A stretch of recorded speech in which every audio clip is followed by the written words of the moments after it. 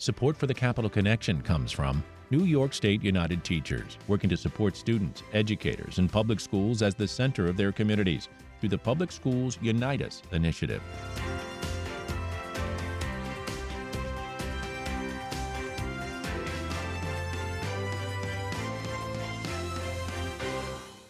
It's the Capital Connection. Hi, I'm David Gustina. With us this week is Saru Jayaraman. She is the president of One Fair Wage. You can find out more at onefairwage.squarespace.com. Just click on state campaigns and pick New York State. Whatever state you're listening in, Saru, welcome to the Capital Connection. Thank you. Thank you for having me. Let's start with explaining to our audience what One Fair Wage is. I know you're partnering the NEA and at least one other group to push states and get governors in these states to sign laws to raise the minimum wage. And that has to do with a lot of different things. Explain it to us. Yeah, so first I want to start with who we are and what we've been fighting for over a decade, and then how it's grown into a broader effort. So we represent 300,000 restaurant and service workers across the country and 1,000 small business restaurant owners, all working together to raise wages in the restaurant industry in particular. The restaurant industry is the largest and fastest growing private sector employer of women, people of color, immigrants, youth. It's the second largest private sector employer nationally, generally, of everybody. 13.6 million workers nationally, 700,000 workers in New York State. But it's the absolute lowest paying employer in New York State and around the country, and has been for generations because of a sub-minimum wage for tipped workers. That's a direct legacy of slavery, was created after emancipation to allow restaurants to hire newly freed Black women in particular for free, and has persisted in New York and 43 states for 150 years. And it basically forces a workforce that's still to this day overwhelmingly women to put up with the absolute worst economic instability and sexual harassment of any industry, because they have to feed their family in tips, because they get a sub-minimum wage in New York and 43 states, and they have to basically rely on tips to feed their families. And when you are tipping in New York, your tip is not actually going entirely to the worker. It's being taken by the employer to cover the employer's obligation of a minimum wage.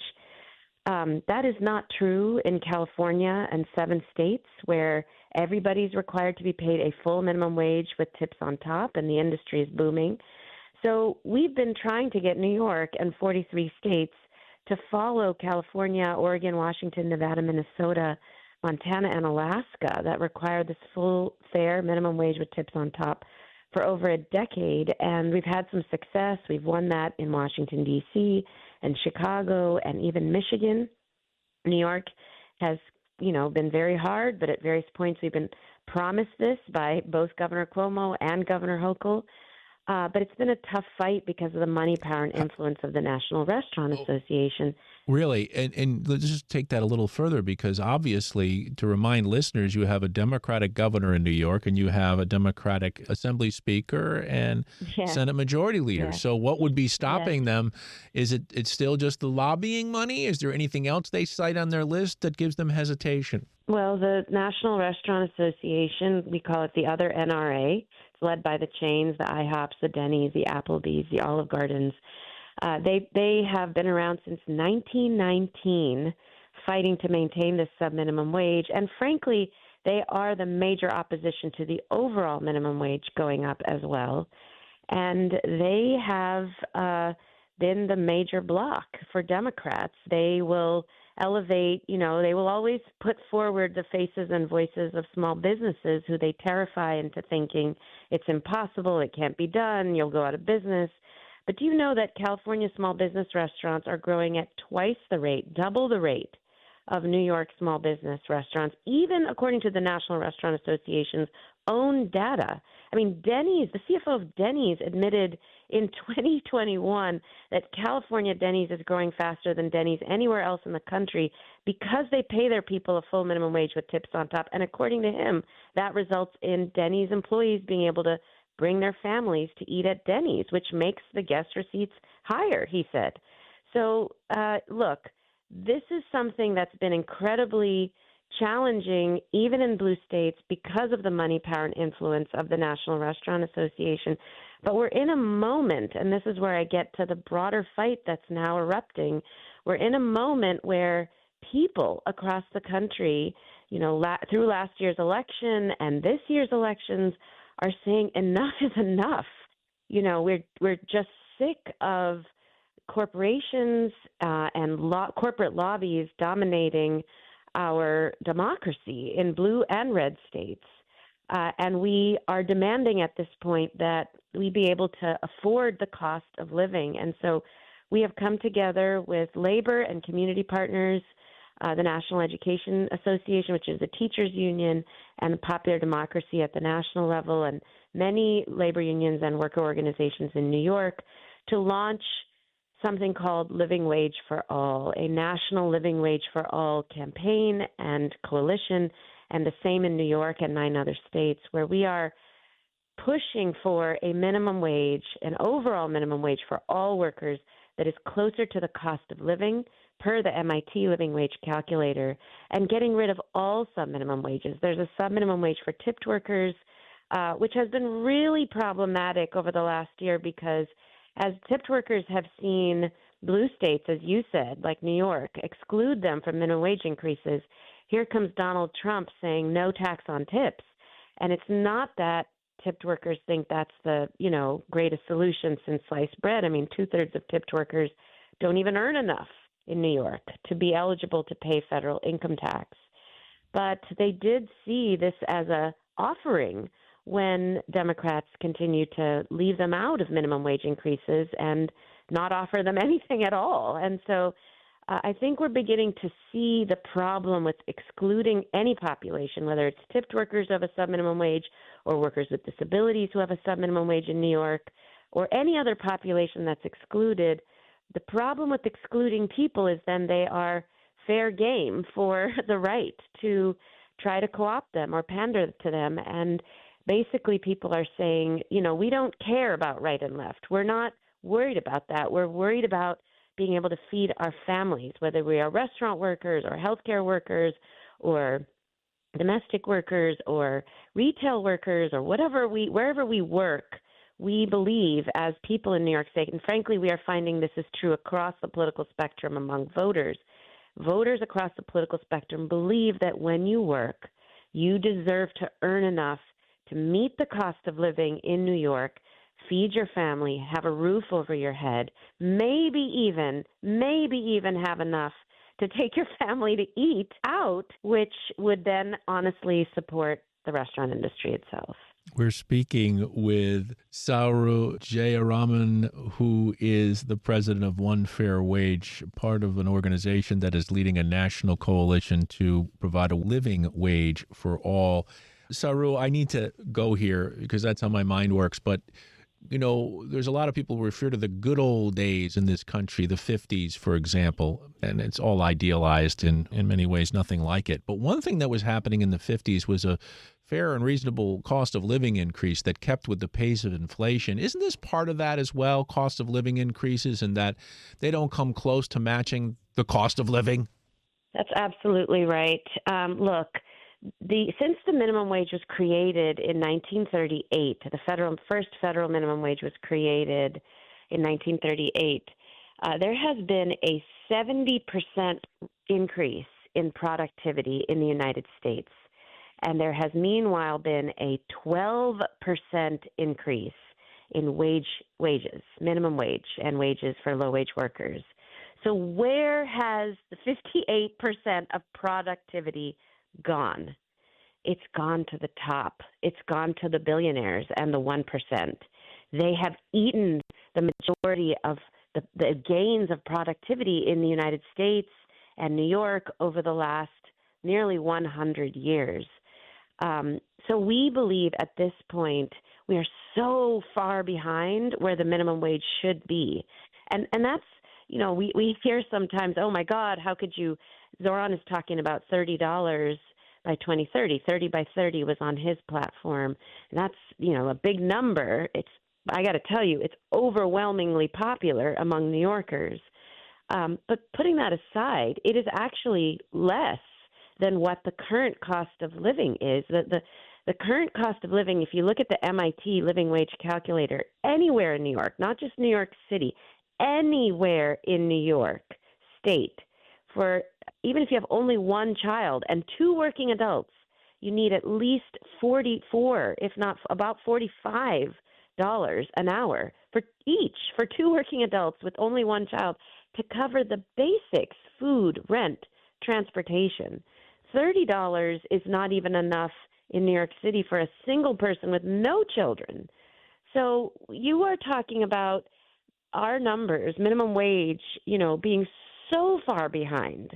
You're talking about 16, 17 being honestly less than half of what people need to survive in New York. So far behind that we are no longer just can we just keep up with inflation? Can we have that 16 or 17 go up with inflation? That's not good enough anymore because it's not keeping up with the cost of living per even economists at MIT. No, we need to raise the minimum wage closer to the cost of living so that people can afford to live and stay in New York. As we all know, this data has been repeated over and over again. People keep talking about, oh, no, if you tax the rich, they'll leave. Well, we all know the number one set of people leaving New York are not the rich. They are people who cannot afford to live in New York. They're working people leaving New York State, and those are working people who work in our restaurants and retail environments. It's becoming harder and harder for employers in New York State to keep employees because they cannot find people who can afford to live anywhere near where the jobs are. And so we need to raise the minimum wage closer to the cost of living. After that, it can continue to rise with average wage growth because, again, we are not anywhere near if we were close to the cost of living, yes, it could continue to rise with the cost of living. But we are so far behind, and it is because the 1% has eaten up so much of the productivity, the overwhelming amount of productivity gains over the last 100 years. They have eaten it up unfairly and taken it from working people. You can hear, folks, can't you? The passion of Saru Jayaraman from One Fair Wage. She's the president. We're talking about raising the living wage for all. There's a coalition, including in New York, led by One Fair Wage, the National Education Association, and others to do just that. Now, in New York, Saru, we have Assembly Bill A1710, and that is, of course, Assemblymember Jessica Gonzalez-Rojas, who's the lead assembly sponsor. In the Senate, it's Senator Jackson. The bill is S5567. I say that to let our audience know, and I'm guessing that one of the secret weapons in your pocket are not only these workers who would like to see their living wage go up, but any New Yorker who wants to seek out a legislator and let them know how they feel. That's right. Yes, this bill is to get restaurant workers to a full minimum wage with tips on top. New York State, we were very disappointed in 2019 when we had been fighting to end the sub-minimum wage for tipped workers. And Governor Cuomo, in response to pressure from the National Restaurant Association, basically said, okay, yes, you're right. We should give a full minimum wage. Let tips be on top of the wage as they were always intended to be, but only for nail salon and car wash workers, not for restaurant workers. So we are trying to establish a full fair wage for all tipped workers. That's the bill that you just mentioned. And now there's a coalition to move additional legislation that would raise the minimum wage overall for all workers closer to the cost of living. So we are doing both. We are raising the minimum wage closer to the cost of living and working to end all sub-minimum wages. First and foremost, as Assemblymember Jessica Gonzalez-Rojas and Senator Jackson are leading with us, that first bill is to end the sub-minimum wage for tipped workers, and then additional legislation to deliver on this affordability promise that Zoran has been running on. We do need to raise the minimum wage closer to the cost of living. Truth question. Do you think that Senator Andrea Stewart-Cousins, the leader of the Senate, or Carl Hastie, the Speaker of the Assembly, are supportive of these moves? Where are their sentiments at this point, or do you really know? I mean, we know that they have been supportive over the last several years. Senator Andrew Stewart-Cousins has been a champion of these issues in the past, as has Speaker Hasty. Speaker Hasty, just as you know, just endorsed Zoran and was asked about his platform and said he fully embraces all elements of his platform. And we assume that includes raising the minimum wage closer to the cost of living. Even Governor Hochul has said recently that she understands that the minimum wage does have to go up, that it is far behind where it needs to be. Look, I do think folks are beginning to realize that this is an imperative. This is an imperative. These are, even Carl Hasty said recently, these are incredibly popular issues. They poll incredibly well. They determine elections. But putting that aside, I mean, they are determining also the fate of New Yorkers, whether they can live in the state of New York. And frankly, I have to tell you, whether they can live. Look, during the pandemic, we had the most horrible situation happen with our members, which was that New York State did not recognize tip income towards the calculation of unemployment insurance benefits.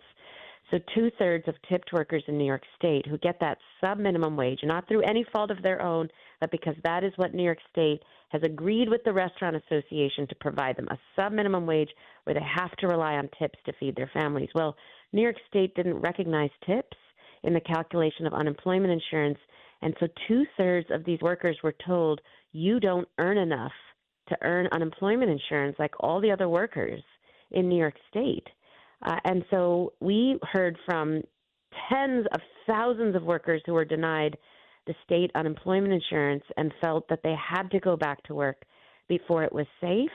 And let me tell you, 12,000 restaurant workers died during the COVID pandemic because they were forced to go back to work because they couldn't get unemployment insurance, and they had to go back to work when it was still unsafe. And frankly, as many restaurant workers died as healthcare workers, and the healthcare worker situation was a tragedy, but they did fight for and win hazard pay.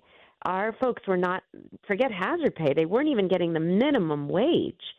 And so people died. And so people have to understand at this point, especially with food stamps and Medicaid being taken away, right now this is a situation of life or death.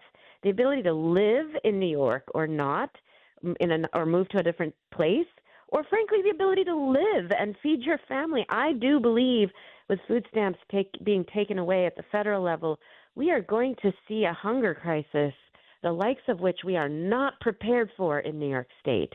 And one of the best ways Speaker Hasty and Senate Majority Leader Cousins and Governor Hochul can respond to a massive looming hunger crisis is by raising the wages of these workers so they can afford to feed their families.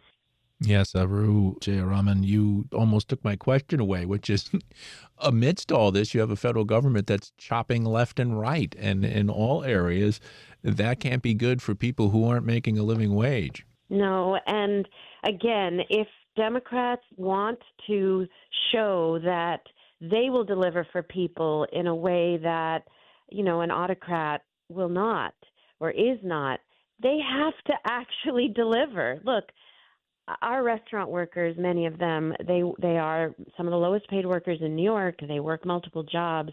And we hear from them quite often over the last year, you want me to come out on a, my best day where I get the best tips on a Saturday and join a protest to save democracy?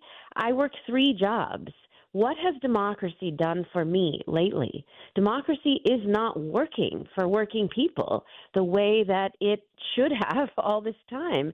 And so if we want to make the case that democracy is worth saving, as a blue state, if we want to make the case that democracy is worth saving and that people should not be fooled by an autocrat, then we have to show that democracy can deliver.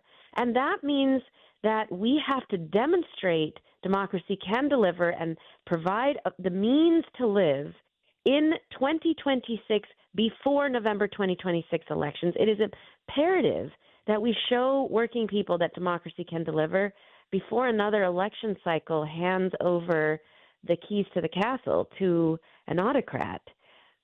So, yes, we are under attack. There is so much going on. We do have to worry about defending our people from Donald Trump. And one of the very best ways to save the country from an autocrat is by Democrats showing that democracy can deliver in a state like New York. Well, we've come to a question that has some politics involved with it, as most of these issues do. But you just had an event this week to this end, to this living wage end. Maybe talk a little bit about that and about one of the prominent members who showed up, which is the Lieutenant Governor of New York, Antonio Delgado, who's currently now going to run against Governor Hochul. And he seems to be to the left of Governor Hochul. So you can see where on the conservative to progressive scale, this issue certainly would fall in his bailiwick. Yeah, although I do want to say among working people that there is no right, left, blue, or progressive or moderate. That doesn't exist. We have talked to. I sat next to a Republican on my travels into the city for yesterday's event, and he asked me what I do. I told him we're leading this campaign. He said, "Well, I agree with that. I'm totally for that." I mean, most people in New York, moderate, progressive, Republican, Democrat, when you talk to them about the fact that people deserve to earn enough to, cover the cost of living in New York, most people agree. Two Republican state legislators have signed on to the bill, the numbers you read, the bill led by Assemblymember Jessica Gonzalez Rojas and Senator Jackson. Two Republican legislators have signed on because their constituents agree with us. And so, frankly, we invited Governor Hochul to the event yesterday. We invited everybody. We invited the governor, the lieutenant governor, all of the legislators, all of the city legislators, and we welcomed anybody who wanted to come. And Assemblymember Jessica Gonzalez Rojas came, Assemblymember Claire Valdez came, and yes, the lieutenant governor came and spoke to the need for a living wage for all, again, as the best way for us to demonstrate that democracy can deliver, and not just as a moral issue, but also as, frankly, the way that business is going to have the people they need to stay in New York and be able to live and work. So we welcome everybody. This is not about moderate progressive as an issue. This is everybody. This has to be everybody. But yes, we were pleased with those that did show up, and hope that Governor Hochul and Speaker Hastie and Senator Stewart Cousins all can also be a part of this effort. Saru, you are really good at this. Let me just say that, because you threaded that needle so perfectly, because I was never suggesting that the people who are impacted by this were thinking politically, only the politicians. And you've got certainly political calculus going on with the governor and the event she shows up, or the lieutenant governor. And certainly on this legislation, which is very specific on tip workers, you could see why many of the Republicans would agree with that. But I talked to a lot of Republicans about the coming cuts from the federal government, and I had one, the minority leader, tell me, oh, no, SNAP's not going to be hurting anybody.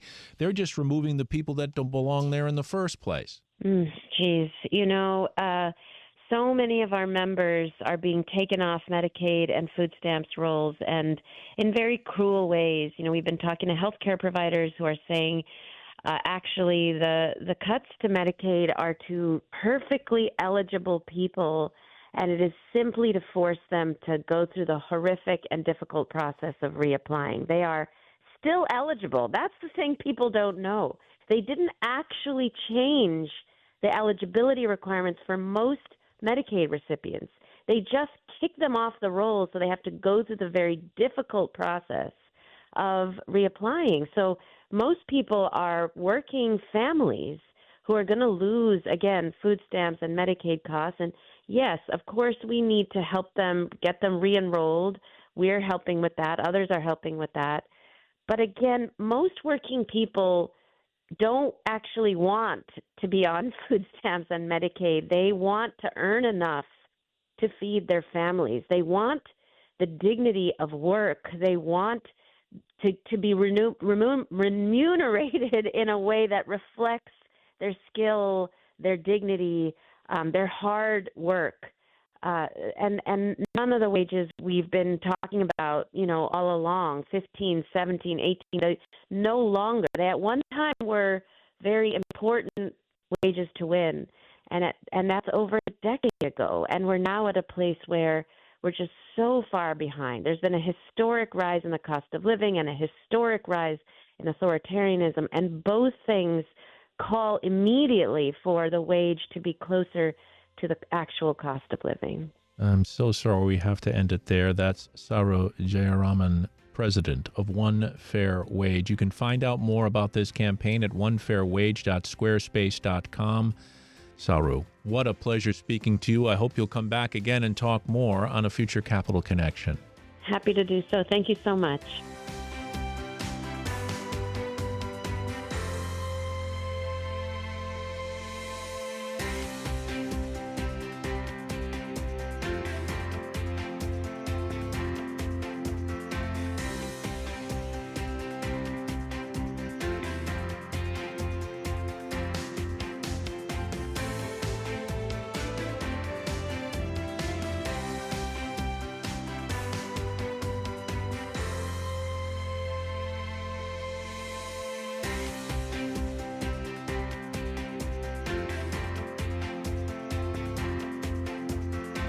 Support for the Capital Connection comes from New York State United Teachers, working to support students, educators, and public schools as the center of their communities through the Public Schools Unite Us initiative.